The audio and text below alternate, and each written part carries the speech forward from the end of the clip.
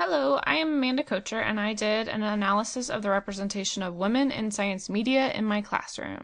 I chose to look at the representation of women in the media that I use in my classroom because I teach high school science and am specifically looking at my biology course. In Kansas, every student has to pass biology, so in the small school I teach in, I teach every student. The media sources that I am looking at are those that I give my students as required assignments and supplemental sources. These include the textbook, online videos that I use in class, and article sources. I've noticed in my school that there are more males than females taking upper-level science courses. I would like to ensure that the sources I recommend are representative of the contributions that both genders have on scientific research. While the percentage of women attaining post-secondary degrees in science and engineering has increased slightly in the last decade, the ratio of men earning hard science degrees to women earning the same degree is 2-to-1. The sources used in this study include the required text for the course, which is Miller-Levine's biology. Crash course is often used to supplement lectures or activities in the classroom. Popular Science and Science Daily are both used for current events and science assignments in which students read an article of their choice and then write a summary and respond to that article. The TED Talks are a resource that I've been thinking about including in the future for current events assignments for students with lower reading abilities. The data collected in this study is the frequency of men and women found in each of these sources. The data was taken in the form of authors or speakers, citations of the articles, and the incidents that each gender is discussed in the textbook. Limitations of this study include the use of the strategy that my students would use to find an article, which generally is look at the home page and decide which article they want to pick.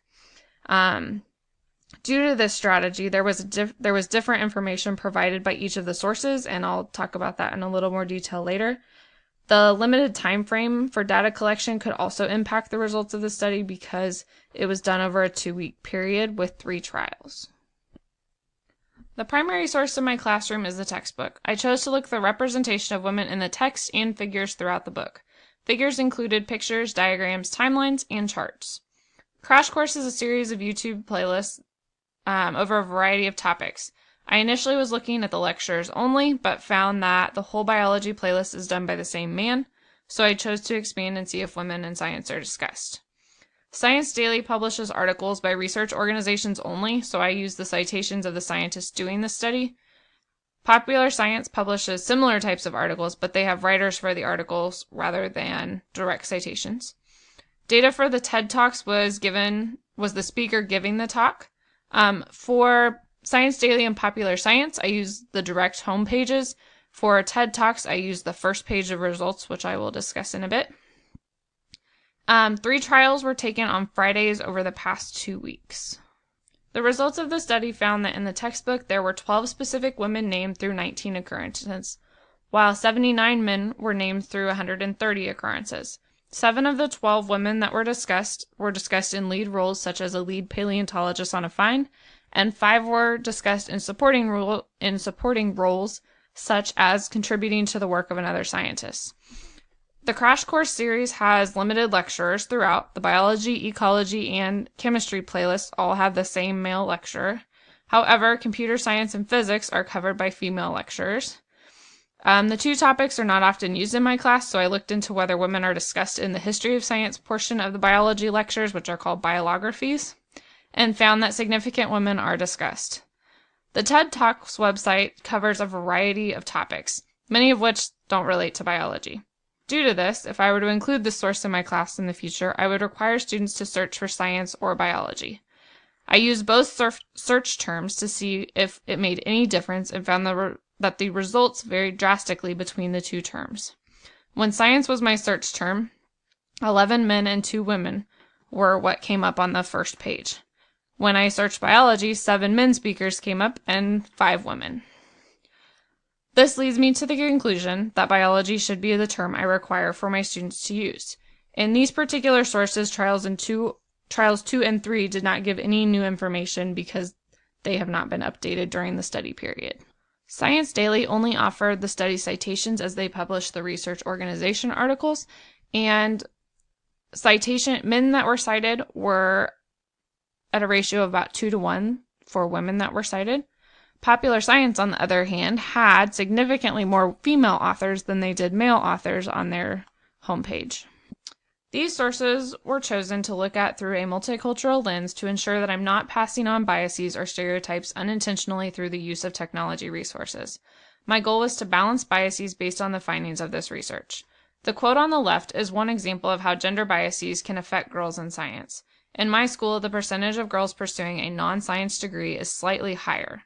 One point that stuck with me from the text in this course has been the idea that what isn't there can be just as impacting as what is. If women in science are missing from my class, then they become part of the null curriculum. Science texts that mention women often give only a biased or partial look. I want to ensure that women in our textbook are given due credit for their work, as these will be directly related to our studies.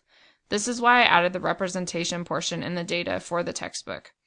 As it stands, science curriculum is generally male-dominated and aligns with a contribution curriculum model. My goal is to move toward a gender-balanced curriculum by integrating the work of women and men in scientific discoveries. The results of this study were similar to what I had predicted, with only a few exceptions. Men were more prominent in most cases, but women were found in all sources. With the exception of only a couple articles, they were even found in all citations. Popular Science was the main exception in that it had significantly more female authors than male authors. In the TED Talks source, I did find that biology is a necessary search term in order to present students with speakers that are both male and female. A future lesson that I'd like to incorporate is a small research project for students on the development and research involved with determining the structure of DNA. I will give students the names of all scientists involved, and they will need to find and record each scientist's contributions. Once students have completed their research, we'll discuss their findings. We'll just situate the discovery in the time the research was done and talk about how and why each scientist contributed. The students will then evaluate the process and discuss who made the most significant findings in their opinion. I did something similar this year, but not quite as in-depth, and students felt that Rosalind Franklin's work should have received more credit, though she's only mentioned briefly in our textbook. I welcome any feedback you have for me. If you have sources that I could use, that would be wonderful. Or if you have any questions or comments about my study, both are appreciated. Thank you for listening.